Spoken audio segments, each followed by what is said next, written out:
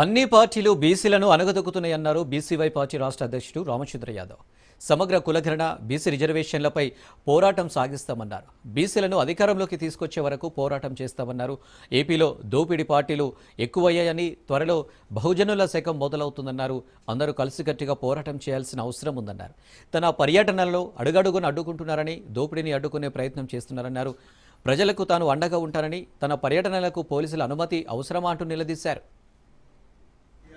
అనుసరిస్తే ఈ అనుగాను మనం ప్రతి ఒక్కరు కూడా ఆ కులగణనలో పార్టిసిపేట్ చేసి మన యొక్క ఎవరి కులాన్ని వాళ్ళు చెప్పి కులగణనని సమగ్రంగా మనందరిది కులాలలో సర్వే వచ్చేలాగా చూడాల్సిన అవసరం ఉంది.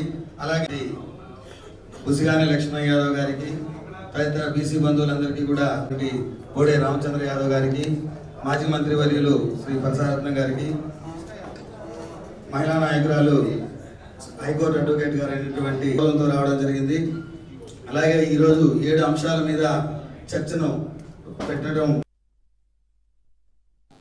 జాతీయ అధ్యక్షులు శ్రీ వీరవల్లి శ్రీనివాస్ గారి ఆధ్వర్యంలో తెలుగు రాష్ట్రాల్లో బీసీలకు ఉన్న సమస్యలపైన కావచ్చు, హక్కులపైన కావచ్చు, మిగిలిన అనేక అంశాలపైన పోరాటం చేస్తూ వస్తూ బీసీలకు సంబంధించి సుమారు 7 ప్రధాన సమస్యలపైన ఇక్కడ ఆత్మీయ సమావేశం ఏర్పాటు చేయడం జరిగింది. దీనికి రాష్ట్ర నలుమూలల నుండి పెద్దలు హాజరయ్యారు. ఈరోజు బీసీల యొక్క డిమాండ్లు నెరవేరాలన్నా, బీసీల హక్కులు సాధించాలన్నా, లేదంటే అధికారంలోకి రావడానికి ఈ ప్రభుత్వాలు, నాయకులు ఇస్తున్న తప్పుడు హామీలు నెరవేరాలన్నా బీసీలు చేయాల్సింది ఉద్యమాలు, పోరాటాలు కాదు, రాజకీయ అధికారం కోసము, రాజ్యాధికారం కోసం పోరాటం చేయాల్సిన చారిత్రాత్మకమైన అవసరం ఈరోజు ఏర్పడింది.